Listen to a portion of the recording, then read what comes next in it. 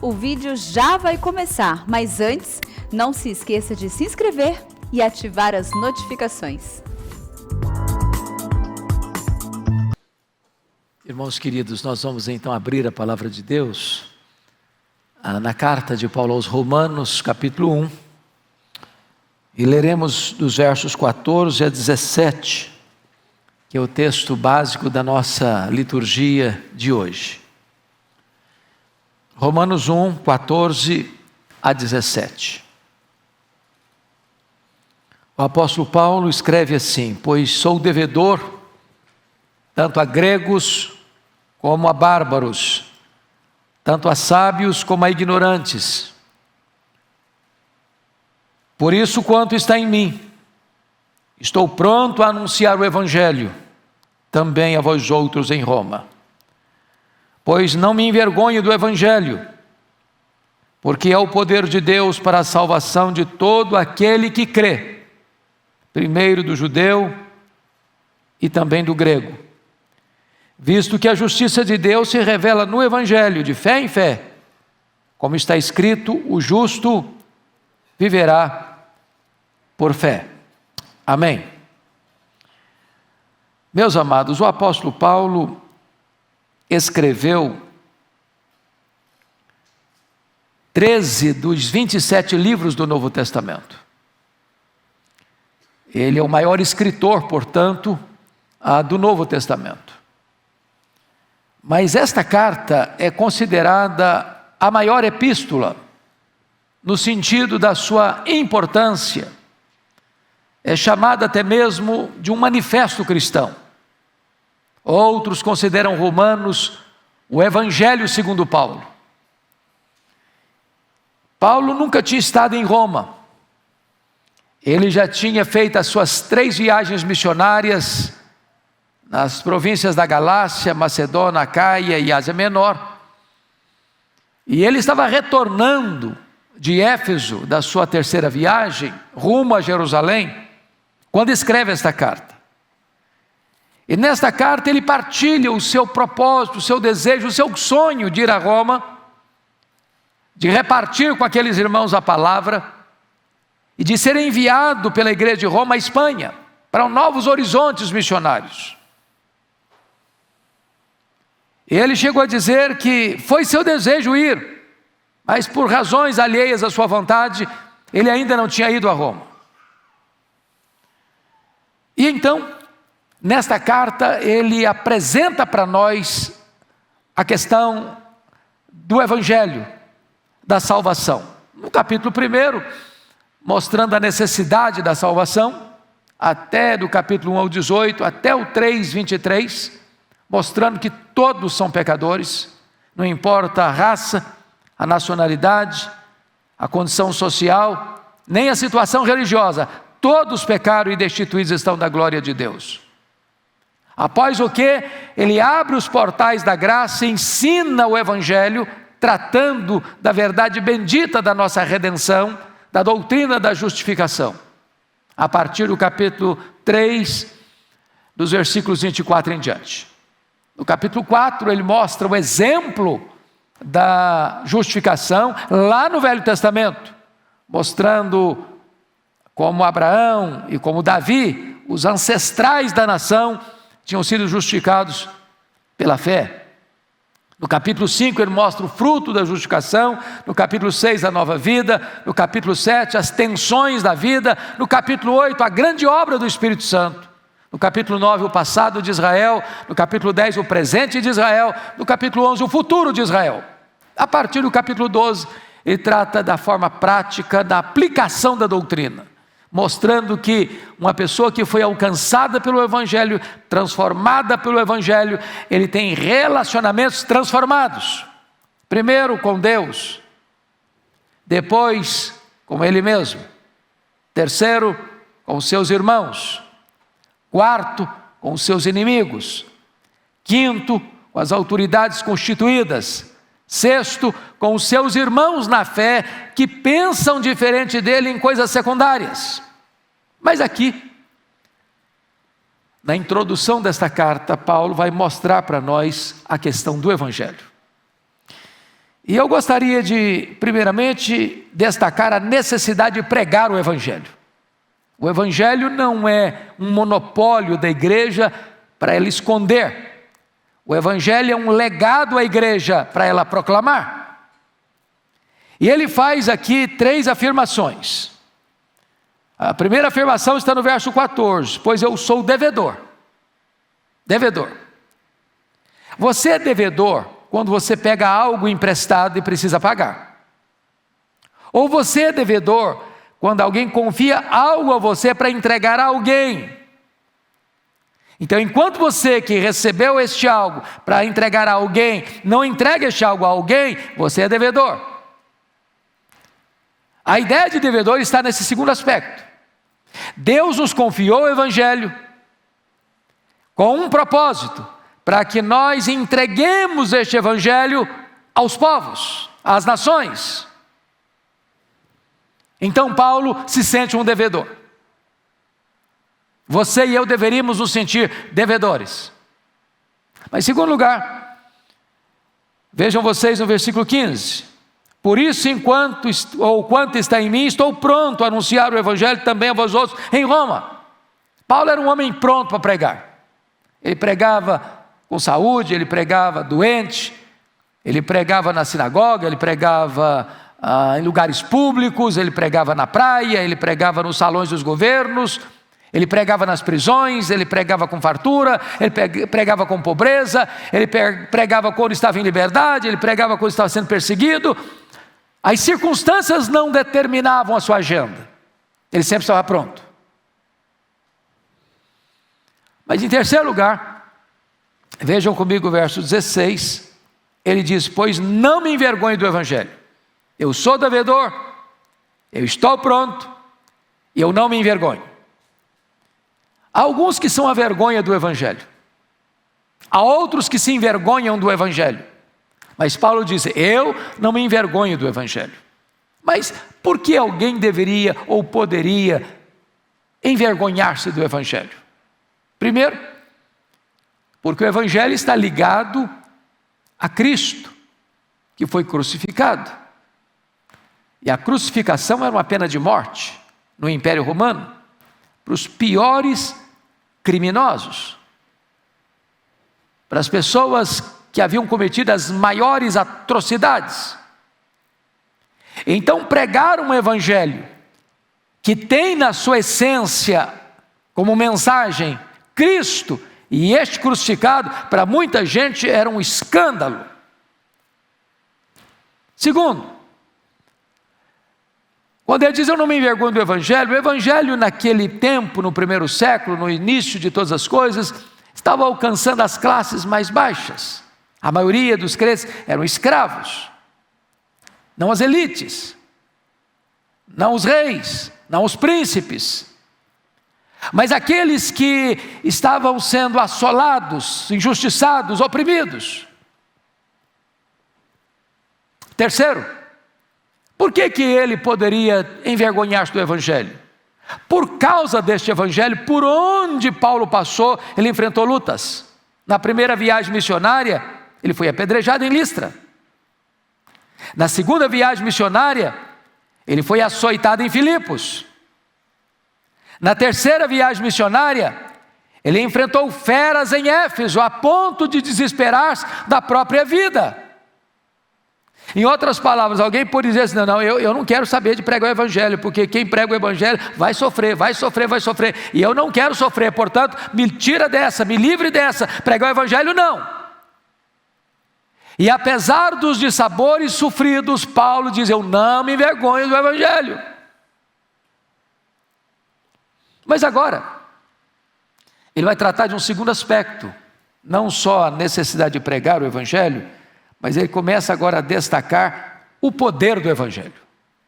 Vejam vocês o verso 16: pois não me envergonho do Evangelho, porque é o poder de Deus para a salvação de todo aquele que crê, primeiro do judeu e também do grego. Vamos entender o que Paulo está dizendo aqui.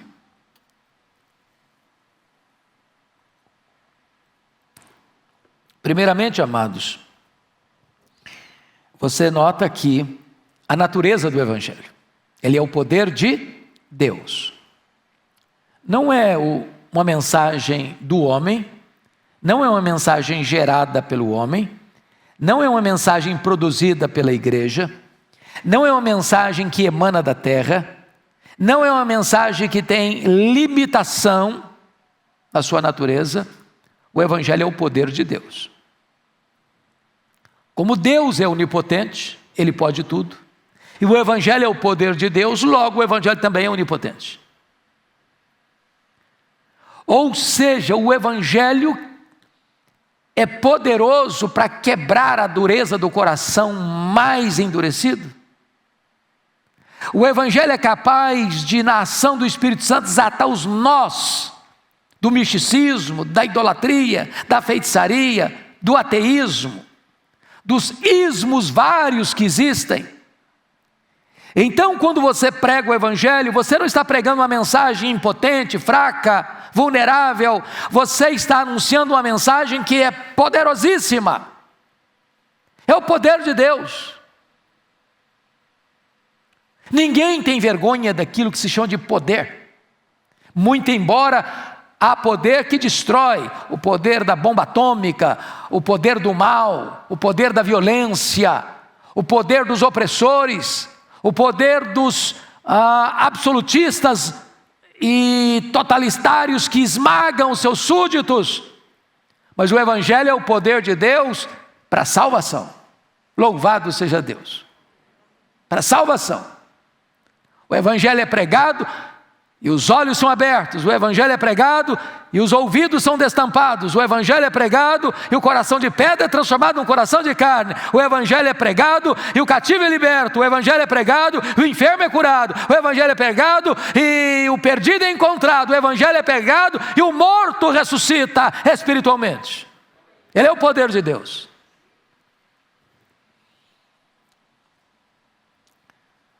Mas vejam vocês que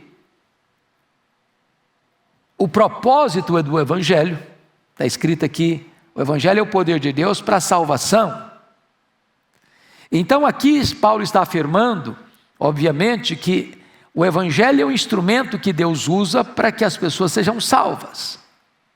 E não há uma outra mensagem pela qual as pessoas possam ser salvas. Alguns pensam assim, bom, se uma pessoa nunca ouviu o Evangelho, ela vai ser salva, porque ela não ouviu o Evangelho. A Bíblia não diz isso. A Bíblia diz que quem sem lei pecou, sem lei perecerá. A ignorância não é uma porta secundária para a salvação. A única porta da salvação é Jesus. O único caminho para o céu é Jesus.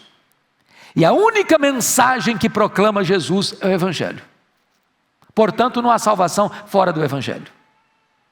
Uma religião pode ser antiga, uma religião pode ter muitos adeptos, uma religião pode ter muitas doutrinas, muitos templos, muitos encontros, multidões ao seu redor. Sem Evangelho não tem salvação. Porque o Evangelho é o poder de Deus para a salvação. Mas notem mais. O Evangelho não é o poder de Deus para a salvação de todos, sem exceção. O Evangelho é o poder de Deus para a salvação de todos, sem acepção. Porque o Evangelho não é o poder de Deus para a salvação de todos aqueles que não creem. Mas o Evangelho é o poder de Deus para a salvação de todo aquele que crê. Portanto, há uma limitação, não no Evangelho. Há uma limitação porque em não havendo fé, não há salvação. Em havendo recusa do Evangelho, não há salvação. Em havendo rejeição do Evangelho, não há salvação. A salvação é para o que crê, não para o incrédulo. Agora vejam vocês que o Evangelho ele tem uma tônica, o alcance universal. Porque está escrito no verso 16, primeiro do judeu e também do grego. A palavra grego aqui poderia também ser comparado ou ser traduzido por gentio. E aqui gentio, ou grego aqui no caso, representa todos aqueles no mundo todo que não são judeus. Ou seja, o Evangelho é o poder de Deus para a salvação de todas as pessoas, em todos os lugares, em todos os tempos, em todas as geografias do mundo, em havendo fé, a salvação. Quando o Evangelho é pregado, e o homem recebe essa mensagem, se arrepende e crê, ele é salvo. Não importa se em Israel, não importa se no Brasil, não importa se na China ou no Japão, ou em quaisquer outros lugares do mundo, o Evangelho nesse sentido é universal. Mas eu quero concluir tratando do resultado do Evangelho no verso 17.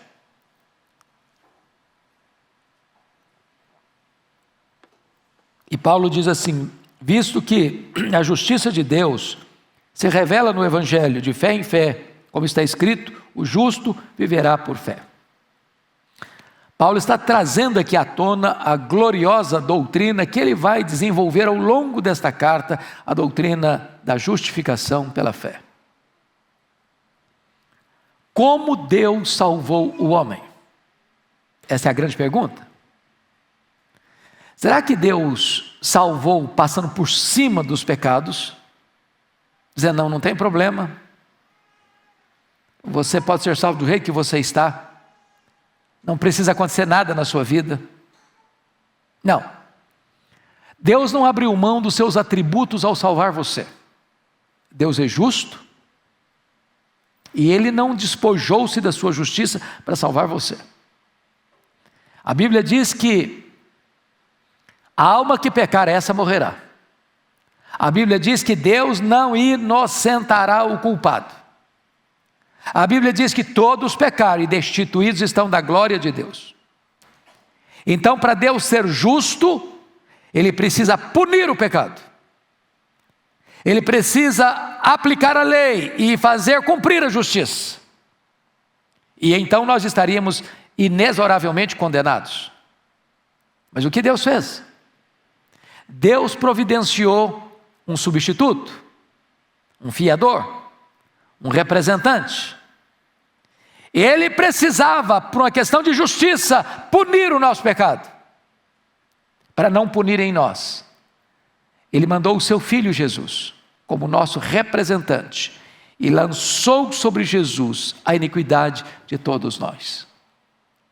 Ele, Jesus, foi feito pecado por nós. Ele, Jesus, foi feito maldição por nós. Ele, Jesus, pagou a nossa dívida, morreu, segundo as Escrituras, pelos nossos pecados. E, portanto, todo aquele que agora crê no Evangelho, é esta mensagem, que Cristo morreu pelos nossos pecados, foi sepultado e ressuscitou, segundo as Escrituras, para a nossa justificação. Quando você crê nisso, Deus chega e diz o seguinte: então eu declaro você justo diante do meu tribunal. Então eu declaro que você que creu em meu Filho, que morreu pelos seus pecados, você não tem mais nenhuma dívida aqui no meu tribunal. Você está quites com a justiça, você que está quites com a lei, já nenhuma condenação há mais para você que está em Cristo Jesus nosso Senhor.